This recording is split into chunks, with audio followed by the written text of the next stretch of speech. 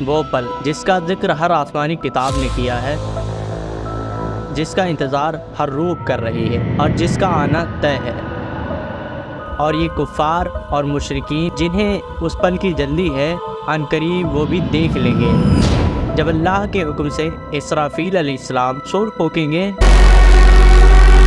تو اس ایک آواز سے زمین پھٹ جائے گی، پہاڑ ریزہ ریزہ ہو کر ہوا میں اڑ جائیں گے، سمندر جلا دیے جائیں گے اور سورج کالا پڑ چکا ہوگا اور تارے آپس میں ٹکرا دیے جائیں گے۔ دنیا کی ہر جاندار چیز فنا ہو چکی ہوگی اور یہ پوری کائنات تاریخی ہستی سے مٹا دی جائے گی۔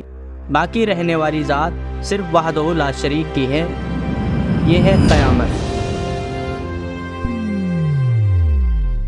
السلام علیکم ناظرین، نبی کریم صلی اللہ علیہ وسلم نے آج سے 1400 سال پہلے ہی اپنے علم غیب سے قیامت کی تمام چھوٹی بڑی نشانیاں اور فتنوں کے بارے میں ارشاد فرما دیا تھا۔ تو آج کی ویڈیو میں قیامت کی چھوٹی بڑی نشانیاں، امام مہدی اور عیسیٰ علیہ السلام کا ظہور، دجال اور یاجوج ماجوج کا فتنہ، قیامت اور حساب کتاب کا سلسلہ، اور آخر میں جنت یا جہنم، ان ساری چیزوں کو باریکی سے قرآن و حدیث کی روشنی میں جانیں گے۔ بس آپ ویڈیو کو آخر تک دیکھنا، انشاءاللہ ایمان تازہ ہو جائے گا۔ تو ناظرین، پہلے ان چھوٹی نشانیوں کو جانتے ہیں جو پوری ہو چکی ہے۔ رسول اللہ صلی اللہ علیہ وسلم ارشاد فرماتے ہیں، زنا اور شراب کھلے عام ہو جائے گا۔ یہ نشانی ریلیشن شپ اور گرل فرینڈ بوائے فرینڈ کے ذریعے پوری ہو رہی ہے۔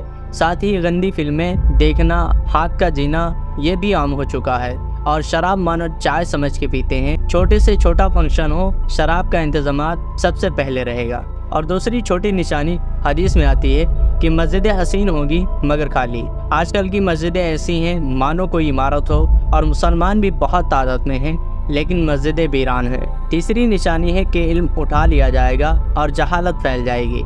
اگلی نشانی آپ صلی اللہ علیہ وسلم نے فرمایا، نالائق لوگ لیڈر بن جائیں گے، جو آپ اس وقت دیکھ ہی رہے ہوں گے، ان پڑھ لوگوں کے ہاتھ میں دیش کی حکومت۔ چھٹی اور آخری نشانی فتنے کا دور ہوگا، جھوٹ دھوکا غلط اعمال ہوگا۔ تو یہ تھی قیامت کی چھوٹی نشانیاں جو پوری ہو چکی ہیں۔ اب آتے ہیں بڑی نشانیوں پر۔ نمبر 1، ظہور آف امام مہدی علیہ السلام۔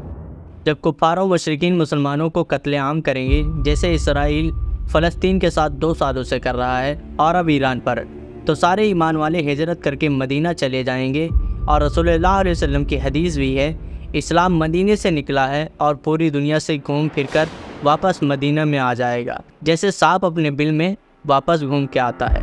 مدینے میں سب لوگ مل کر کہیں گے، حالات بہت خراب ہے، اب ہمیں کیا کرنا چاہیے، کوئی راستہ نہیں بچا۔ تو مدینہ کے علماء کہیں گے، اب ہمیں مل کر امام مہدی کی تلاش کرنی چاہیے۔ یہ وہ زمانہ ہوگا کہ امام مہدی مدینے میں ہوں گے، جن کی بشارت اللہ کے رسول صلی اللہ علیہ وسلم نے دی ہے، جو سیدہ فاطمہ رضی اللہ عنہا کے نسل سے ہوں گے، اور آپ کا اصل نام ہمارے آقا کے نام پر ہوگا، یعنی محمد یا احمد، اور آپ کے والد کا نام بھی عبداللہ ہوگا، اور آپ اللہ کے آخری راشد خلیفہ ہوں گے۔ آپ مدینہ میں خود کو چھپا کر رکھ رہے ہوں گے۔ جب مدینہ کے لوگ امام مہدی کے تلاش کر رہے ہوں گے اور کچھ لوگ امام مہدی کو پہچان جائیں گے، تو آپ ہجرت کر کے مکہ آ جائیں گے۔ اور اب مکہ میں رمضان کے ٹائم جب آپ کعبہ کا طواف کر رہے ہوں گے، تو اسی دوران لوگ آپ کو پہچان جائیں گے اور آپ کے ہاتھوں کو پکڑ کر کہیں گے، ہم آپ سے بیعت کرتے ہیں، آپ امام برحق ہیں اور ہمارے حاکم ہو جائیں۔ آپ منع کرتے رہیں گے، تبھی آسمان سے آواز آتی ہے، یہ اللہ کا خلیفہ مہدی ہے۔ اس کے بعد سب ٹوٹ پڑتے ہیں اور آپ سب کو بیعت کرتے ہیں اور سب کو لے کر روضہ رسول پر واپس جاتے ہیں، اور مدینہ کے لوگ بھی آپ سے بیعت ہو جاتے ہیں، اور اب ایک پوری فوج تیار ہو جاتی۔ سب کو لے کر آپ ملک شام جاتے ہیں۔ ملک شام کی حالت یہ ہوگی کہ وہاں عیسائی حکومت قائم ہو چکی ہوگی۔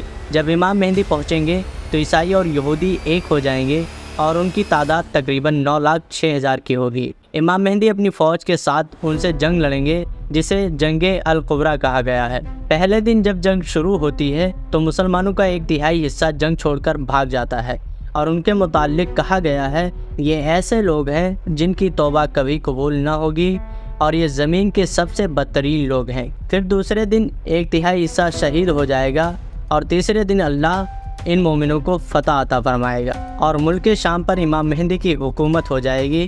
फिर आप अपनी फ़ौज को लेकर कुस्तुनतुनिया यानी इस्तांबुल के लिए निकलेंगे और इसको सिर्फ एक दिन में फ़तेह कर लेंगे। उसकी कैफियत ये बताई गई है कि सिर्फ नारे तकबीर से फ़तह होगा।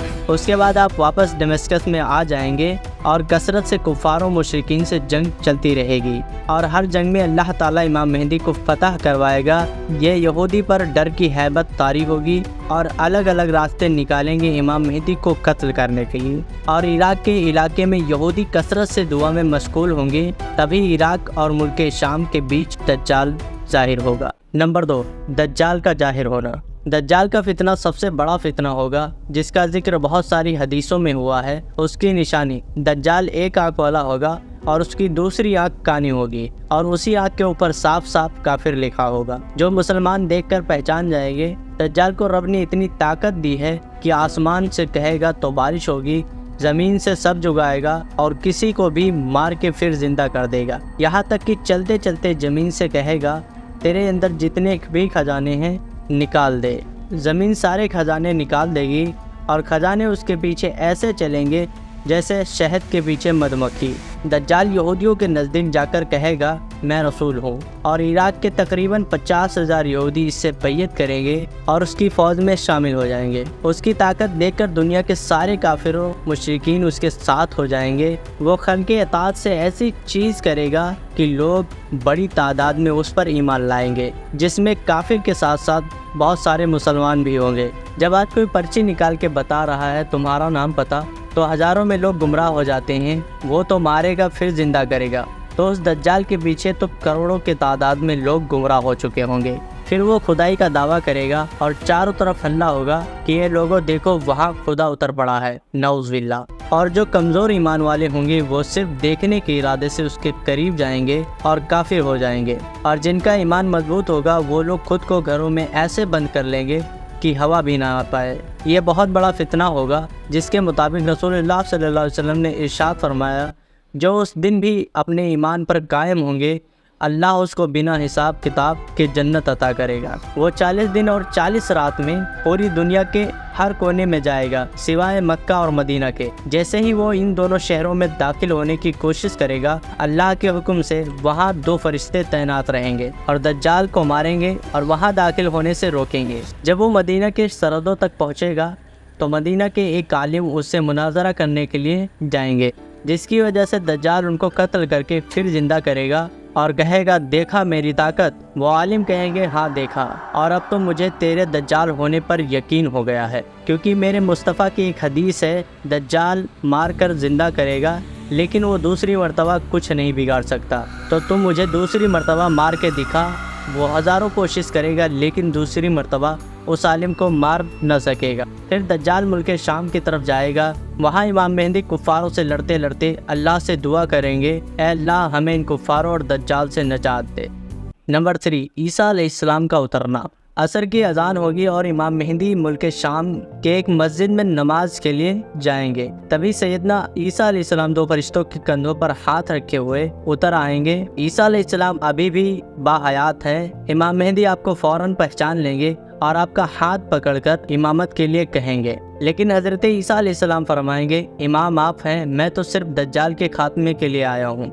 हज़रत ईसा अलैहिस्सलाम इमाम मेहदी की इमामत में नमाज अदा करेंगे और इमाम मेहदी अल्लाह का शुक्र बजा लाएंगे। फिर ईसा अलैहिस्सलाम दज्जाल के मयत में निकलेंगे और आपकी खुशबू से दज्जाल भागता फिरेगा और उस पर खौफ की हैबत तारी होगी और वो दज्जाल भागते भागते मकाम लूत के गेट पर जा पहुँचेगा जो इज़राइल में है। वही ईसा अलैहिस्सलाम दज्जाल को कत्ल कर देंगे। जितने दज्जाल के हमवारी थे उनको भी कत्ल कर देंगे। जो सालिक यानी क्रॉस है उसको तोड़ देंगे। खिंजीर का कत्ल कर देंगे। जजिया ख़त्म कर देंगे। फिर जब ईसा अलैहिस्सलाम वापस दमिश्क पहुंच जाएंगे और तभी याजूज माजूज आज़ाद हो जाएंगे। बाढ़ टूट चुकी है, अब हम आज़ाद हैं। नंबर 4, याजूज माजूज की आज़ादी। एक रिवायत के मुताबिक अल्लाह का हुक्म आएगा कि ऐसा तुम सारे मुसलमानों को लेकर कोई तूर पर चले जाओ, मैं दुनिया में एक ऐसी कौम भेजने वाला हूँ जो बहुत फसाद मचाएंगे। याजूज माजूज सिकंदरी जुल्करनैन के बनाए हुए लोहे और तांबे के दीवार को तोड़ के आज़ाद हो जाएंगे। याजूज माजूज कोई 2 लोग नहीं बल्कि ये पूरी कौम है। ये जिस रास्ते से गुजरेंगे उसको नष्ट व नाबूद कर देंगे। दुनिया की सारी चीज़ें खा जाएंगे। یہاں تک کہ دریا اور سمندروں کا پانی بھی پی چکے ہوں گے۔ پھر حضرت عیسیٰ علیہ السلام رب کائنات سے دعا طلب کریں گے، یا رب ہمیں اس یاجوج ماجوج کے فتنے سے نجات دے، اور اللہ ان کے گلے میں ایک بیماری پیدا کر دے گا جس سے وہ سب ایک ہی رات میں ہلاک ہو جائیں گے، اور ان کی لاشیں اٹھانے والا کوئی نہیں ہوگا، اور ان کی لاشوں کے بدبو سے سارے لوگ پریشان ہوں گے۔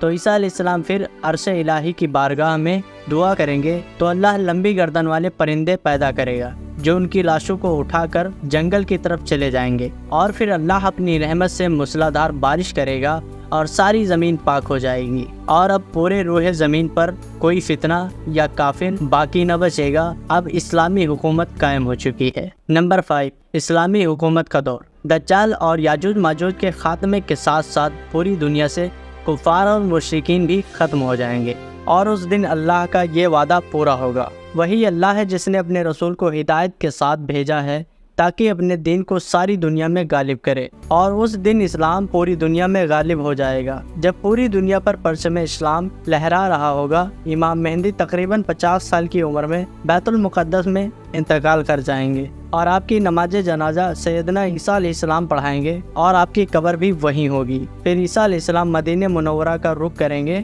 مسند احمد کی ایک حدیث ہے، اس وقت سب لوگ ایک ہی دین میں ہوں گے، دین اسلام میں، اور اس کے بعد عیسیٰ علیہ السلام شادی بھی کریں گے اور آپ کی اولادیں بھی ہوں گی۔ وفات مدینے میں ہوگی اور آپ کی قبر رسول اللہ صلی اللہ علیہ وسلم کے حجرے میں ہوگی، وہاں آج بھی آپ کے لیے جگہ چھوڑی گئی ہے۔ نمبر 6، قیامت کے قریب کا دن۔ اس کے بعد اچانک ایک جانور باہر آئے گا جسے دبات الارض کہا گیا ہے۔ اس کے ایک ہاتھ میں موسیٰ علیہ السلام کا عصا ہوگا اور دوسرے ہاتھ میں سلیمان علیہ السلام کی انگوٹھی۔ وہ پورے زمین پر گھومتا رہے گا، اور جو مومن ہوگا وہ سلیمان علیہ السلام کی انگوٹھی سے اس پہ نشان لگا دے گا، اور جو کافر ہوگا اس کے ماتھے پر موسیٰ علیہ السلام کے عصا سے لکیر کھینچ دے گا، جس کے لیے جو وہ نشانی لگا دیا وہ اسی حالات میں مرے گا۔ اس کے بعد حدیث میں آتا ہے، ایک دن سب لوگ تھک ہار کے سوئیں گے، اور رات اتنی لمبی ہوگی کہ جب سو کر اٹھیں گے تو رات ہی رہے گی۔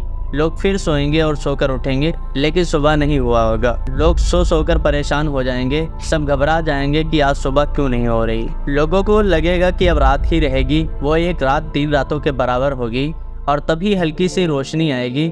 لوگ خوشی کے مارے گھر سے باہر نکلیں گے اور دیکھیں گے کہ آج یہ سورج پشچم یعنی مغرب سے نکل رہا ہے۔ لوگ گھبرا جائیں گے، آج یہ کیا ہوا؟ رسول اللہ صلی اللہ علیہ وسلم نے فرمایا، یہ وہ دن ہوگا جب توبہ کا دروازہ بند ہو چکا ہوگا۔ اس کے بعد سورج دھیرے دھیرے چڑھے گا، اور دوپہر کے وقت کے بعد وہ واپس پشچم میں ڈوب جائے گا، اور اس کے بعد مومنوں کا انتقال ہونے لگے گا، اور دنیا میں مسلمان کم ہوتے جائیں گے، اور بے حیائی پھر بڑھنے لگے گی۔ بے حیائی اتنی بڑھ جائے گی کہ لوگ کھلے عام سڑکوں پر جانوروں کی طرح زنا کریں گے، سب کھلے عام ہوگا، یہاں تک کہ حبشیوں میں ایک جماعت نکلے گی اور خانہ کعبہ کو بھی گرا دے گی۔ پھر ایک دن بہت ٹھنڈی اور نرم ہوا چلے گی، اور جتنے بھی دنیا میں مومن ہوں گے ان کے بغلوں سے یہ ہوا گزرے گی تو وہ فوراً انتقال کر جائیں گے۔ اور میرے آقا نے فرمایا کہ پورے روح زمین پر اللہ اللہ کہنے والا کوئی باقی نہیں رہے گا۔ اس کے بعد چند سال بیتیں گے، اور ایک دن آسمان سے ایک آواز آئے گی،